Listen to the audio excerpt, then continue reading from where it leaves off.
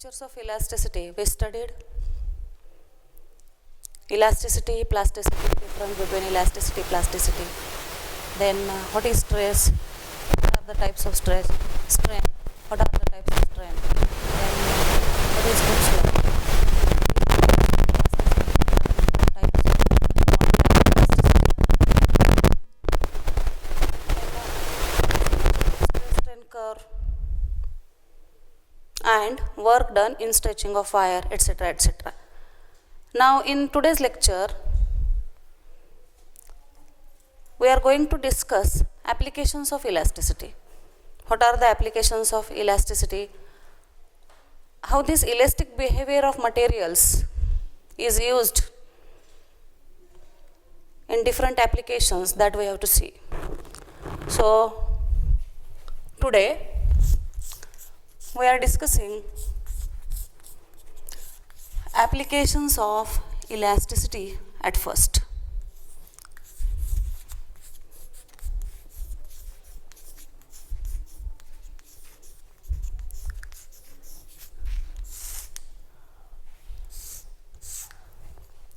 So we know different types of materials, and these different types of materials has different types of or different values of moduli of elasticity.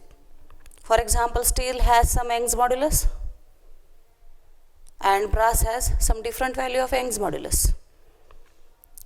Different materials have different Young's moduli, different bulk moduli, or we can say different modulus of rigidity.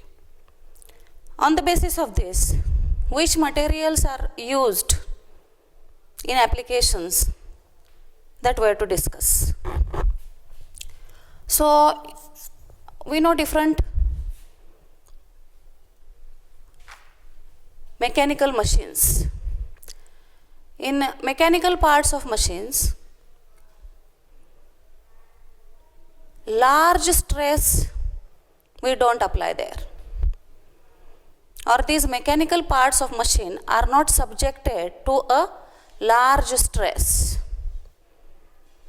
Why? Because if we apply this large stress to these mechanical parts of a machine, then these mechanical parts have some permanent deformation, because these mechanical parts have some elastic limit. And if we apply some large stress to these mechanical parts, then what may happen there?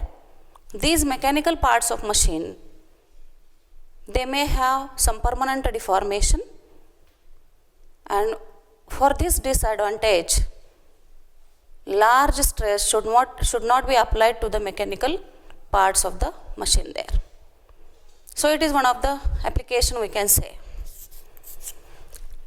Now secondly, we can discuss cranes. So in cranes, we know that cranes are used to lift heavy loads there, and the materials of ropes which are used in these cranes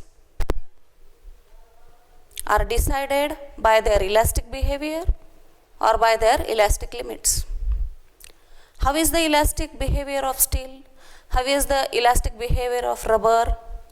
Which material can bear large load there? And how is the factor of safety of steel? Or how is the factor of safety of rubber?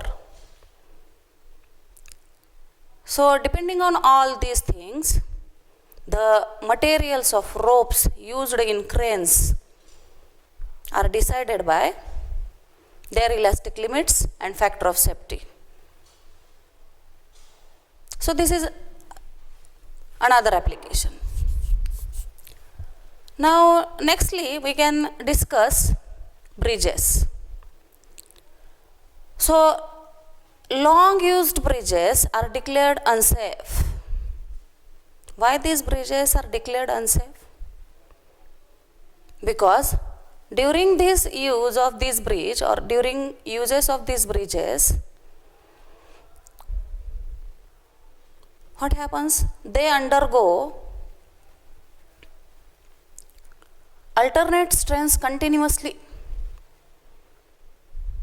and that's why their elastic strength is lost during the use of, because these are long use bridges, and during their use they strain continuously, and that's why their elastic strength is lost, and so those bridges are declared as unsafe. So this is one, and we know that marching of the soldiers, when they are on the bridge, they are ordered to stop their marching, and actually it is example of resonance, that is the another thing, but these long used bridges, they lost their elasticity, and they are, so that they are declared as unsafe there. That is the thing there. Now another application of this elastic behavior is the heights of mountains. We know there are many mountains, and if you want to estimate height of these height of mountains are estimated by elastic behavior of the earth there. Height of mountains can be estimated by elastic behavior of the earth there. Now at the bottom of the mountain there is some pressure, for example P, there is pressure P. Now this pressure P is less than elastic behavior of earth supporting materials, and then we can say that H rho G is less than K, and then H, that is height of mountain, can be estimated by formula K by rho G. So in this way, while estimating height of the mountains, elastic behavior of earth is considered there. So this is one of the application we can say. Now after that we have to discuss another application. In constructions of buildings or big malls, beams are used. So while constructing or while preparing these beams, the depth of the beam and breadth of the beam or material which is used for the construction of beam have very much importance. How is the depth? How is the breadth? Which material you are using while constructing this beam? That is very important. Now if we consider this beam while designing this beam, if you use one material and its length is suppose L, its breadth is B, depth is D. Now what is breadth and what is depth? You know that. So for example, this is your beam. So this is your length, this is breadth, and this is depth.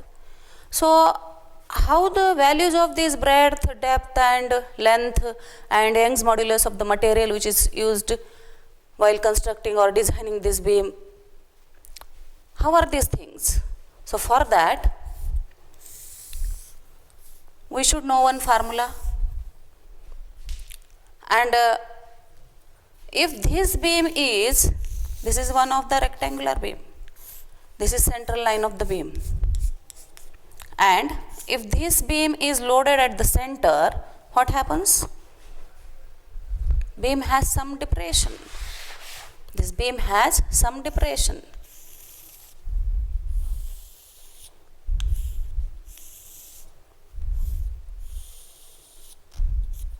So for example, this depression, here you are loading the beam at the center, and depression in this beam is given by delta, and this delta is nothing but sag, and formula for this is WL cube upon 4B D cube Y. Now see,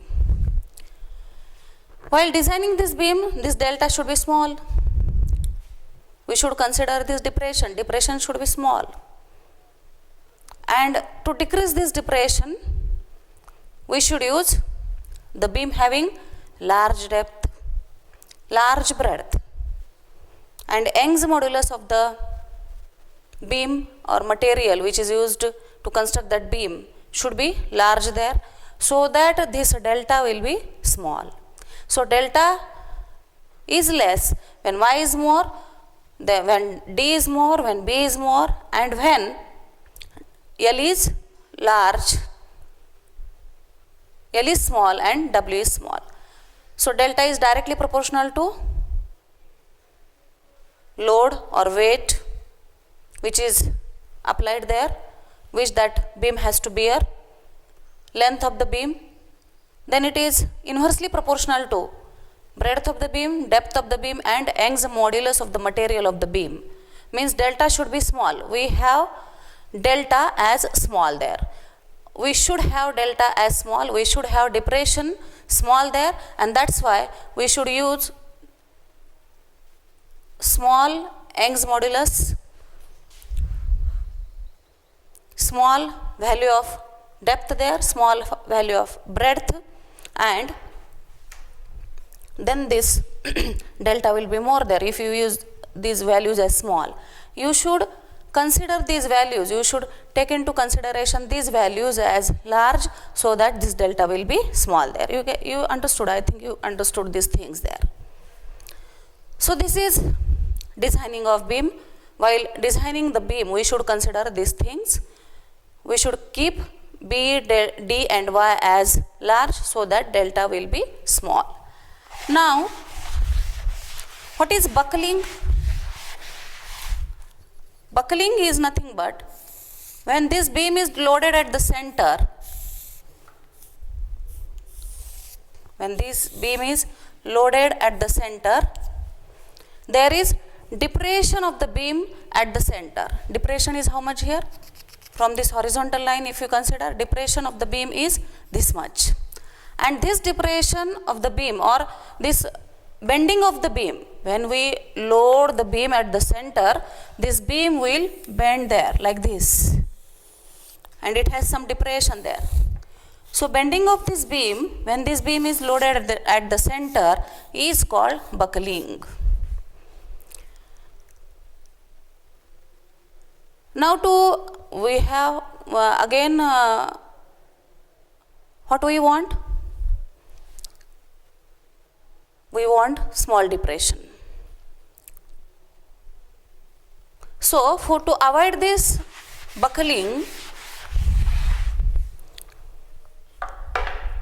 the beam having shape I, beam having shape I, shape like letter I there,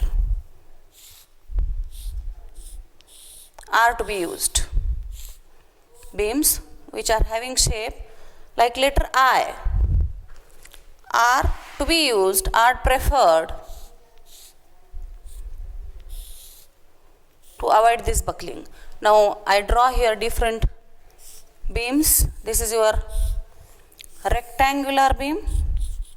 What is this? This is your rectangular beam.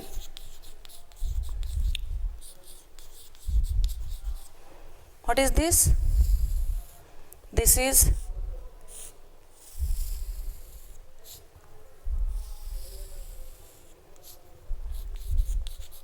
buckling of a beam, means there is some depression. Then this is I beam, and again there is one type,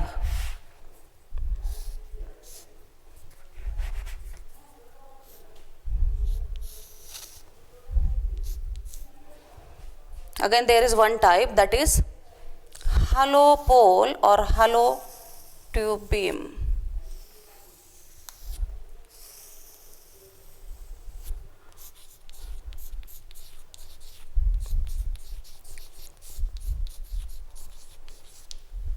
So these are different types of beams.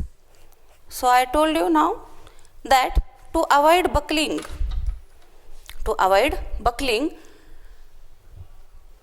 I-beam is used there. So what are advantages of I-beam? So advantages of I-beam are, why it is preferred? First one is, it minimizes stress and weight. It minimizes stress and weight. It is the first advantage of it.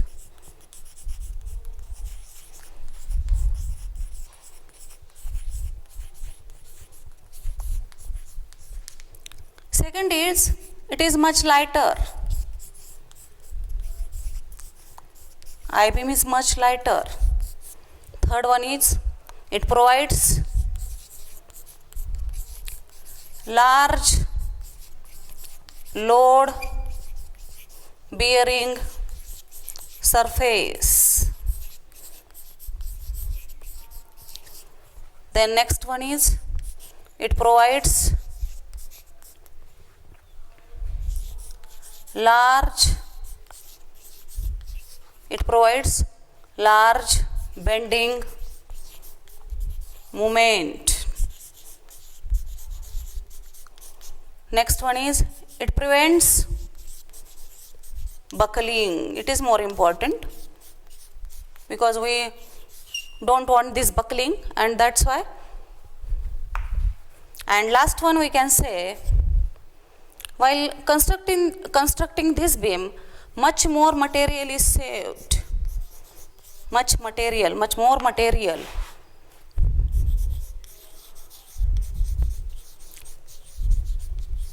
Is saved while construction of this I-beam there. So in this way, this I-beam has some advantages, and that's why it is preferred. So it minimizes stress and weight. It is much lighter. It provides large load bearing surface, or it's okay. It provides large bending moment, and it prevents buckling, and it is, while construction of this, much more material is saved, and that's why these I-beams are preferred while constructing buildings and malls, etc. So this is all about applications of elasticity. So elastic behavior of material have much more applications, as I told now. And after this study of applications of elastic behavior, we should discuss, or we are going to discuss, next point. That point is relation between thermal stress, Young's modulus, and coefficient of linear expansion.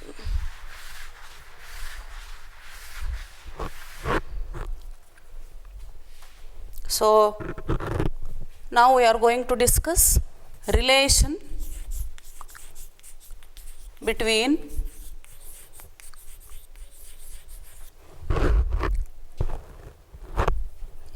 Young's modulus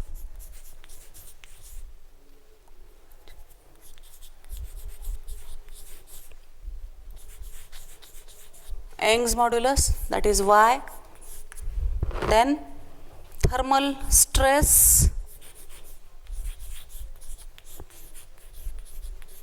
that is, we say it as stress only,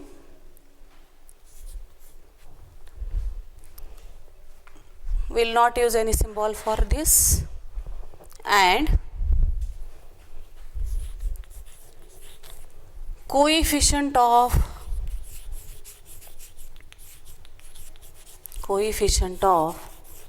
linear expansion. So this relation is very important. Many numerical MCQs are asked on this relation. So what we have to study? We have to study relation between Young's modulus, thermal stress and coefficient of linear expansion. Now suppose for this we consider one metallic rod, and this metallic rod is fixed between two supports there, like this. This metallic rod, which is having length L, is fixed between two supports there. Now I say that initial length of the rod is L0 at theta degree Celsius. Initial length of the rod, instead of supposing capital L, we suppose it is L0 at theta degree Celsius, and it becomes L when temperature of this is increased by delta theta. This rod, which is fixed between two walls or two supports there, having length L0 at theta degree Celsius. Now this rod, temperature of this rod is increased by delta theta, so that now its length becomes L. Now when you provide heat to this rod, what happens? This rod tries to elongate, because we know that in the 11th standard we know that when heat is supplied to the rod, there is expansion in the metallic rod. Its length expands, and because of expansion, this rod exerts some force on both the walls there, and because of this there is some thermal stress. Now we have to calculate this thermal stress. So for the calculation of, for the derivation of formula for thermal stress, we must know what is coefficient of linear expansion. So coefficient of linear expansion is represented by symbol alpha, and we know that this alpha is nothing but change in length per unit original length per degree rise in temperature. So what we say this rise in temperature as delta T, not delta theta. We say it as delta T. So it will be more convenient. So what is this? Change in length per unit original length per degree rise in temperature is alpha. So from this we can write L minus L0 as, what is L minus L0? Change in length. L0 is original length. What is L? Final length. Final length minus original length is L minus L0. L minus L0 is L0 alpha delta T. We consider L0 as original length here. So this is first equation. From alpha we calculated change in length here. L0 is original length, delta T is, we say that, change in temperature, and now from Young's modulus we can write similar formula or formula for change in length. We know that Young's modulus is nothing but force upon area, stress upon strain means L by L. So what this L is, or we can write basic formula for Young's modulus, so it will be again more convenient. Stress upon stress upon strain is Young's modulus. We have to calculate stress. So from this, stress is equal to Y into strain. Very simple. So what is strain in this case? In this case, final length is L, initial length is L0, change in length is L minus L0, again initial length is L0. So strain is equal to, we know that strain is nothing but, what strain is? Strain is equal to change in length, because this rod is metallic and it have Young's modulus, so we can write strain in terms of deformation in the length as strain is equal to change in length upon original length. Change in length is L minus L0, original length is L0. So Y into strain means Y into, we can write L minus L0 upon L0. Now we have value of L minus L0 from coefficient of linear expansion also. And we can put this value into this, and finally we got y into, what is this L minus L0? L0 alpha delta theta, delta t, sorry. Y into strain means L minus L0, that is L0 alpha delta t divided by, in the denominator L0 is L0, we put it as it is. L0 cancels, and finally this thermal stress. Why we call it as thermal stress? Because after providing heat to this metallic rod, this rod exerts some stress on the wall there, and that stress is because of change in temperature, and that's why we call it as thermal stress, and it is equal to Y alpha delta T. So this is formula for thermal stress. So this one is formula for thermal stress there. So thermal stress is equal to Y alpha delta T. Now if we want to calculate force which is exerted by this rod on this, then we can calculate. And how we will calculate this? Thermal stress is nothing but a stress, and it is equal to F by A.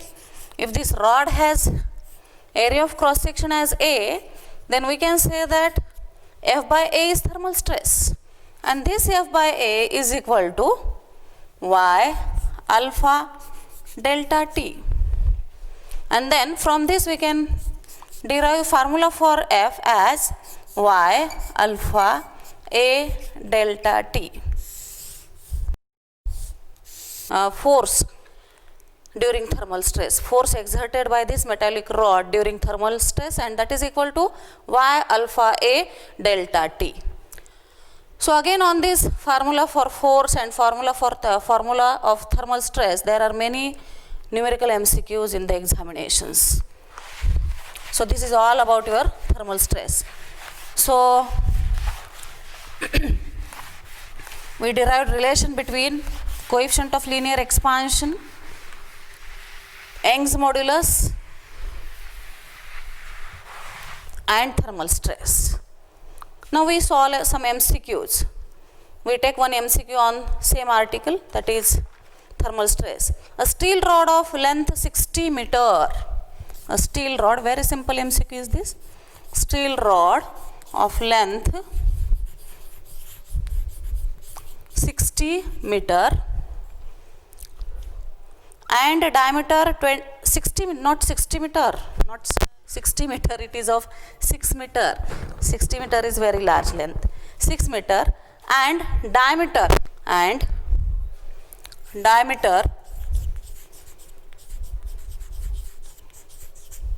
how much is diameter there? Diameter 20 millimeter is fixed as shown.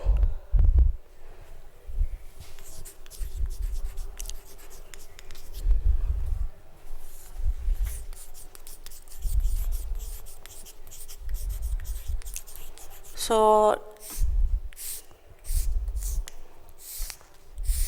in this way it is fixed between these two walls there, or two supports there, and its length is 6 meter, its diameter is 20 millimeter.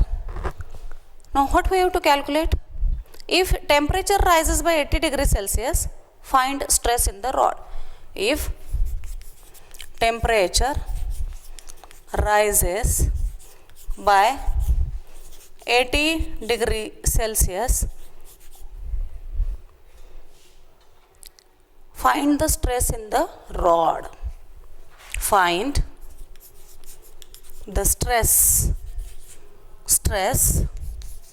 in the rod.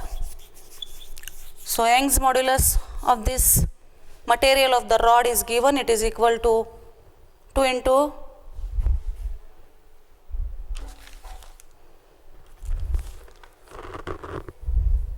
10⁶ kilogram per centimeter square. It is not in Newton per meter square.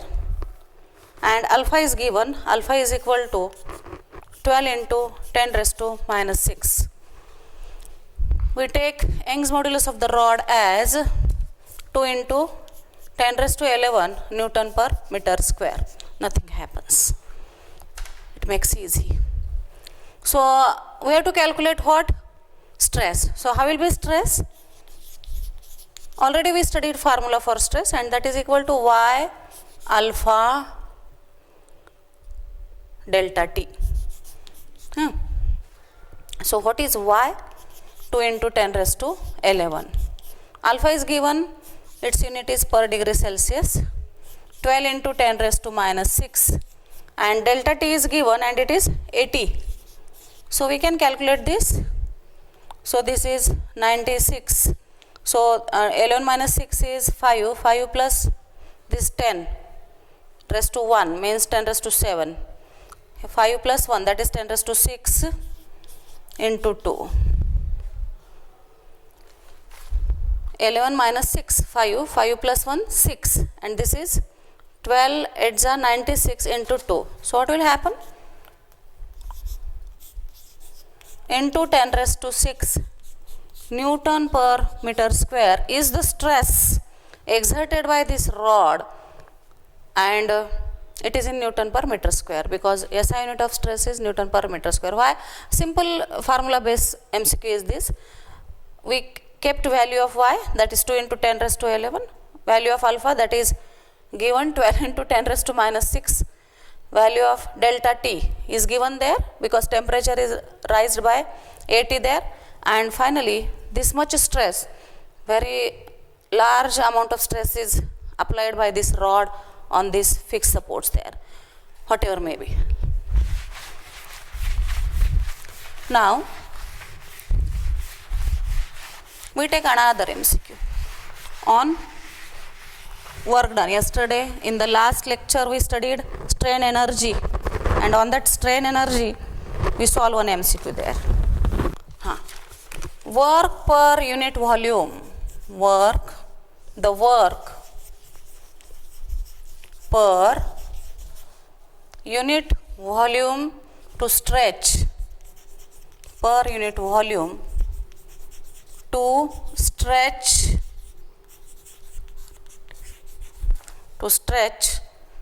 length by 1% of a wire with cross-sectional area of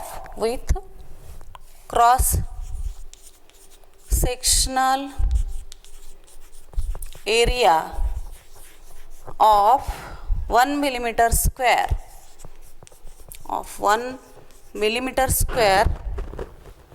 will be. So Young's modulus is given there. Young's modulus is 9 into 10 raised to 11 Newton per meter square. So we have to calculate strain energy per unit volume, that is U we have to calculate. What is given in the example? What is given in the example there? Work per unit volume we have to calculate, that is U we have to calculate. To stretch length by 1%. Length is to be stretched by 1% of the original length of the wire. And with cross-sectional area is given, that is in millimeter square, 1 millimeter square is area. So what is formula for strain energy per unit volume? In the last lecture we studied, and it is equal to half, because there is change in length, so we use formula for change in length. So 1 by 2 y, change in length is related to strain, and that is 1 by 2 y strain square. So 1 by 2 y. So what is strain? Here strain is 1%. It is given 1% of the original wire, means change is 1 when original length is 100. It is given there. And y is given 1 by 2 into y is given there, 9 into 10 raised to 11, and this one is 1 by 10 raised to 4. So what will happen here? divide 9 by 2, it will be 4.5, and this 10 raised to 4 when it goes upward, 11 minus 4, that means 7, 10 raised to 7. So options are given here. 9 into 10 raised to 11 joule is first option. Second option is 4.5 into 10 raised to 7 joule. Third option is 9 into 10 raised to 7 joule, and fourth option is 4.5 into 10 raised to 11 joule. So from this, answer is 4.5 into 10 raised. Again, simple formula based MCQ is this, and only we have to put values and calculate answer.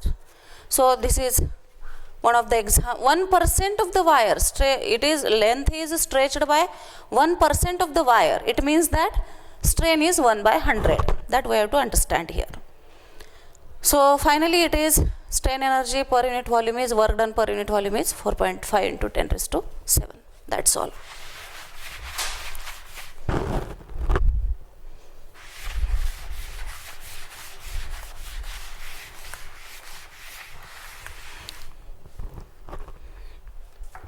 It's okay. Now we take another MCQ, some different MCQ we will take there. Two exactly similar wires. Two exactly similar wires. Two exactly similar wires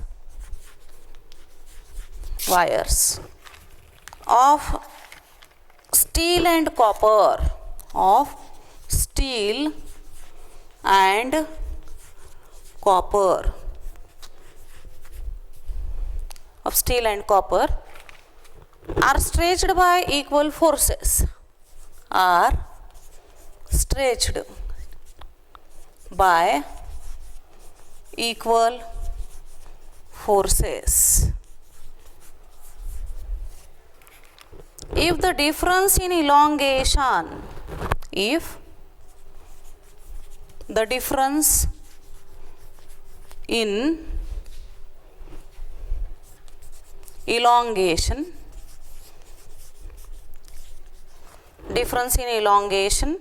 is 0.5 centimeter, the elongation L of each wire is, the elongation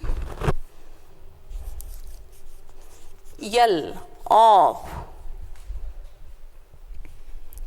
each wire is, what is given here? Young's modulus of copper and Young's modulus of steel is given here. Ys, it is given as 2 into 10 raised to 11 Newton per meter square, and Y copper is given and it is equal to 1.2 into 10 raised to 11 Newton per meter square.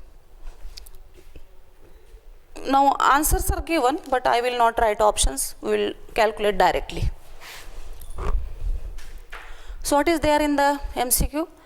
Two exactly similar wires of steel and copper are stretched by equal forces. Now suppose for steel we apply force Fs, and for copper force is applied as Fc, and both are equal. Their elongation, the difference in elongation is given, that is 0.5 centimeter. Now we write formula for Young's modulus of steel, and it is equal to Fs Ls upon As Ls. So what is this here? Force applied, original length of the steel, area of the steel, and this is elongation in the steel. Now formula for Young's modulus of copper is Fc Lc divided by Ac Lc. Again Fc is force applied to the copper wire, Lc is length, original length of the copper wire there, Ac is area of the copper wire, and small l is extension produced in the copper wire there. Now what is given in the example? Two exactly similar wires means Ls is equal to Lc, length of both are same, original length of both are same, forces applied to the both are same, then by this clue we can say it, and area of both wires are also similar there. So we can write from these all clues we can write, what we can write, Ys by Yc as, because this y is inversely proportional to elongation, we can write Ys by Yc as Lc by Ls. Because all these things are similar, Fs, Fc, As, Ac, Ls, Lc are similar there, and that's why Ys by Yc is equal to, we can write Lc by Ls. So this is given here, Ys is 2 into 10 raised to 11 and Yc is equal to 1.2 into 10 raised to 11. So 10 raised to 11 cancels here. So this is 1 by 0.6, it is given there. So we have one clue of Lc by Ls as 1 by 0.6. Now another thing is that we have difference between these elongations, and we know that as Young's modulus of steel is more, elongation in it is less, because Young's modulus is inversely proportional to elongation. That's why Young's modulus of steel is more, elongation in it is less there, and Young's modulus of copper is less, that's why elongation in it is more. So difference we write as Lc minus Ls, because Lc is greater than Ls. From these clues we can write this, Lc minus Ls is equal to 0.5 centimeter. It is given in centimeter. Now here both are in Newton per meter square. In the numerator and denominator there are similar units, similar physical quantities. That's why we can take ratio of this as 1 by 0.6, nothing happens. So we have Lc by Ls as 1 by 0.6 and we have Lc minus Ls as this. So we write Ls as 0.6 Lc. So Lc we can write as Lc, we write it as Lc, and instead of Ls we write 0.6 Lc and it is equal to 0.5. Instead of Ls I have put 0.6 Lc. So 1 minus 0.6 is 0.4 Lc and it is equal to 0. So Lc is equal to 5 by 4 means